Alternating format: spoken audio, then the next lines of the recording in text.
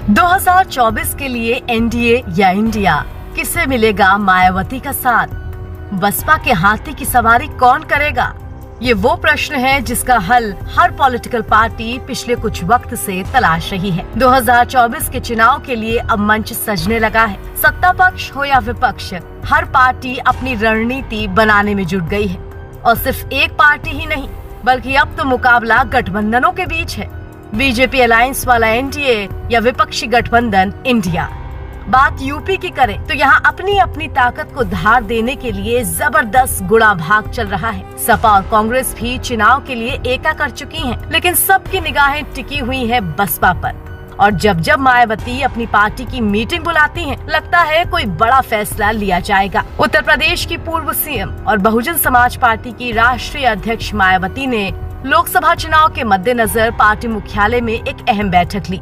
इसमें मायावती ने अपने कार्यकर्ताओं से एक बार फिर से कहा कि वो इंडिया या एनडीए किसी का भी हिस्सा नहीं बनेगी। यूपी की राजधानी लखनऊ में मॉल एवेन्यू स्थित पार्टी कार्यालय पर कार्यकर्ताओं और पदाधिकारियों के साथ हुई अहम बैठक में मायावती ने ये बातें कही।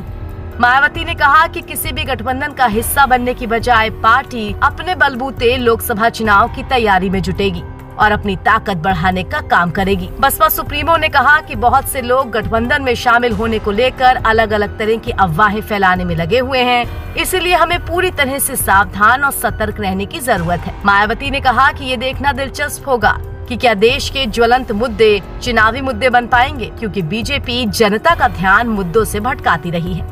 मायावती ने कहा कि जिस तरह से सरकार आरोप सिद्ध होने से पहले ही किसी के घर पर बुलडोजर चला रही है, ये बिल्कुल गलत है। ये पूरी तरह से जन विरोधी कदम है, जिसका पार्टी पुरजोर तरीके से विरोध करती है। सरकार की इस तरह की कार्रवाई जनता की नजर में पूरी तरह से दोषपूर्ण है। अपने प्रेस नोट के पहले ही पैराग्राफ में मायावती ने ये स्पष्ट तरीके से बता भी दिया कि वो सत्ता या विपक्ष किसी के भी साथ नहीं जाने वाली है। इसमें लिखा है, सुश्री मायावती जी द्वारा अगले लोकसभा आम चुनाव की तैयारी के संबंध में उत्तर प्रदेश व उत्तराखंड स्टेट में पार्टी की तैयारी, सर्व समाज में जनाधार को बढ़ाने के साथ ही अन्य जरूरी मुद्दों आदि के मामले में पार्टी के वरिष्ठ एवं जिम्मेदार लोगों के साथ गहन विचार विमर्श करते हुए पुनः बसपा को सत्ताधारी एनडीए तथा विपक्षी इंडिया दोनों ही गठबंधनों से पूरी दूरी बनाए रखकर अपनी ताकत को मजबूत बनाकर कार्य करने के निर्देश, जैसे कि पार्टी पहले अपने बलबूते पर ही आगे बढ़ती रही है। बता दें कि पिछले दिनों बसपा सांसद दानिश अली के खिलाफ